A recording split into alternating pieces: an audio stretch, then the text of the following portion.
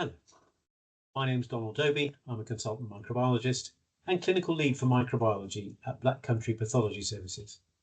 This video is to try and explain the changes that are going to happen as we return to business as usual. You're aware that we had to restrict our repertoire of testing back in May due to a shortage of staff, and thankfully we have now recruited enough staff to return to business as usual. Lessons learned from how we were processing specimens during this time of lessened staffing have allowed us to adapt how we request specimens to make the best use of our resource. So I will share my screen.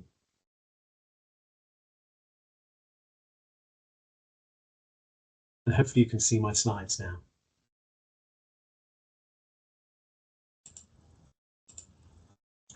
So, as I say, in May we found ourselves in difficulties, and as part of an emergency business continuity arrangement, which was very similar to what we did during COVID, we had to suspend the processing of mycology samples, so that's nails and skin scrapings, and routine HVS processing. This is largely driven by the fact that the time taken to do these processes is quite heavy relative to the amount of information you get from those particular investigations. So the time taken to culture and microscopy samples of nail and skin scrapings with a very poor yield, and also the time spent poring over gram stains and wet preps and an HVS without necessarily directed clinical details, we couldn't justify it during a time of very restricted staffing. I am sorry for the inconvenience this has caused patients, and that is indeed regrettable. We really had no alternative, and this remains part of our business continuity arrangements should this happen again. I do hope we can avoid it in future, but I don't know what's around the corner. Thank you for bearing with us. I know a number of you did send emails for clarification on how best to use our service, and some of you did ask for certain specimens to be reprocessed, and we were able to catch some of those if they were within 48 hours of specimen receipt. The key detail here was clinical details, and putting as much information in clinical details helps the laboratory to process your specimens. This remains the case. So the good news is that we're now in a position to return to normal. We have recruited sufficient staff, and from Monday the 10th of November, we're going live with mycology processing of all nails and skin scrapings and of the full repertoire of genital swabs, including HVS. So there is a slight change to how we're going to request these samples as they go through ICE. Mycology is unchanged, but genital tests will involve some additional pop-ups. I have some screen grabs for you to see. So genital sampling requests within ICE, we have added now Trichomonas vaginalis PCR to the molecular screen undertaken for suspected STIs. So previously we would have relied on a wet prep and trying to visualize Trichomonas vaginalis, having cultured in an expensive diamonds medium. The molecular test is more sensitive and will lead to a higher number of diagnoses, and also is much more rapid in terms of processing. So this is definitely a quality improvement, but took some time to procure in terms of the additional test. In order to add this, you'll see that on the microbiology header in GP routine in ICE, you'll see that Chlamydia gonorrhea is now being replaced with Chlamydia, gonorrhea and Trichomonas PCR. By clicking on that, you will access another screen. You can also access it through genital under the GP micro swabs tab. You'll see the same test result is there as well. If you click on it, then it displays another pop-up of the various different sample types you can get that will be processed for Chlamydia, Neisseria gonorrhea and Trichomonas vaginalis. Clearly, TB has only been added to the HVS, but the others obviously will get the joint Chlamydia and gonorrhea. When selecting the triple test, an additional pop-up will say, please click yes to confirm TB PCR as a required add-on. This seems superfluous and obvious since that's what you've requested. Unfortunately, this is the only way we can add it to our LIMS without a major rebuild. So this is the quick way to get it added on. If you click yes, then that will add TB testing and allow us to process it. All results will process via ICE, so it doesn't affect the way SIMS are reported. You'll certainly see those in the normal way. I have been asked why, when some people submit endocervical swabs, that we either reject this or state that it's not validated. Historically, we did have a sampling kit for endocervical swabs.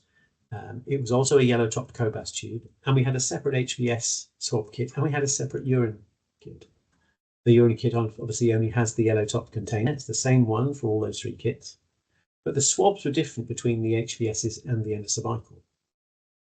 Unfortunately, because they were different, inevitably the wrong one was used for the wrong sample, and we ended up rejecting more samples than we were processing. If the endocervical swab came with a cleaning swab and then a sampling swab, and if you put the cleaning swab into the sampling media, unfortunately that invalidated the test and we couldn't process it. If worse still, you put 2 swabs in, again that's similarly invalidated and we couldn't process it. So it was deemed under a risk assessment to restrict this only to HVS. Now the sensitivity of the HVS, even of a self-taken lobar vaginal swab, is high enough to provide a very good result for diagnosis. And so in October 2017, we wrote out to all of you to say, please don't send endocervical, only send an HVS. So I know some people will still write triple swabs. There are really only 2 swabs. There's the yellow-topped molecular swab, which you can do Trichomonas vaginalis now, Neisseria gonorrhoea and Chlamydia trachomatis, and then the pink-top copan swab, which is for culture. So there is no triple swab, there's only 2 now. So we only provide HVS kits.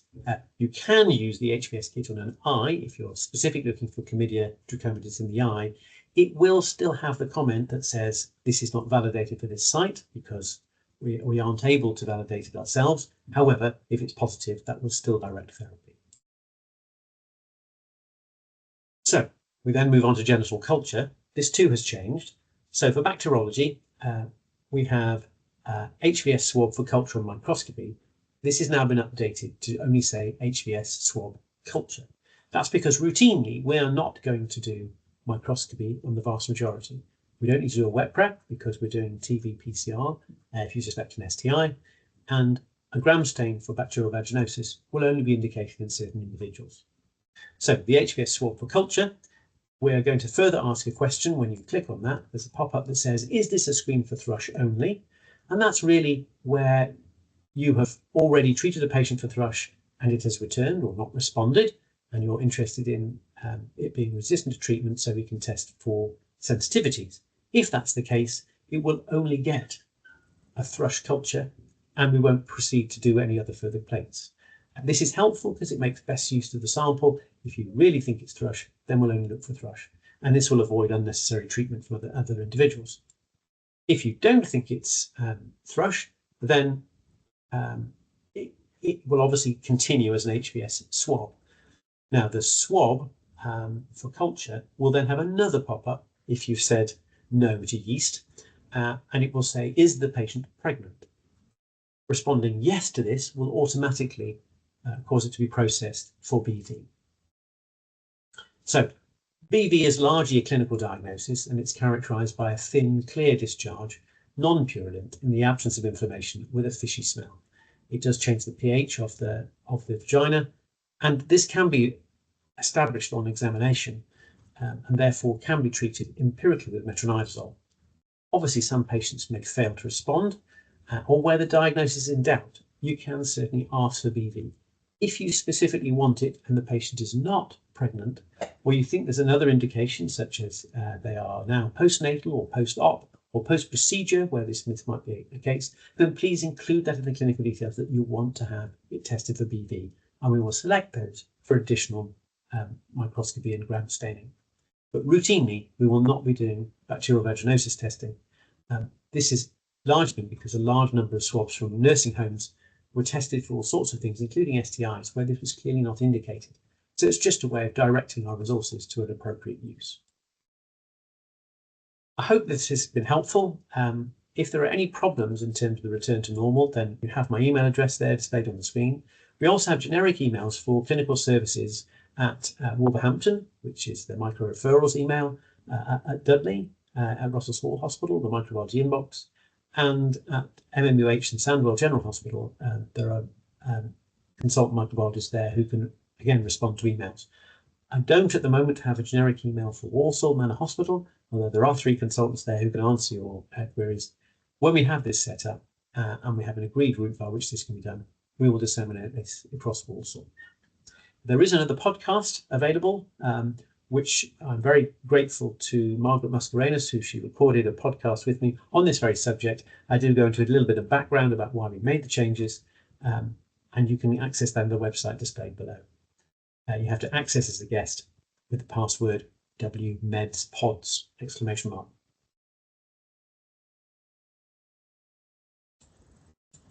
I do hope that's been helpful for you. Please do get back to us if there are any problems. And I do apologise for the inconveniences caused by the restriction of our repertoire, and I'm delighted that we're coming back to normal. Thank you for your patience, and thank you for watching this video. Goodbye.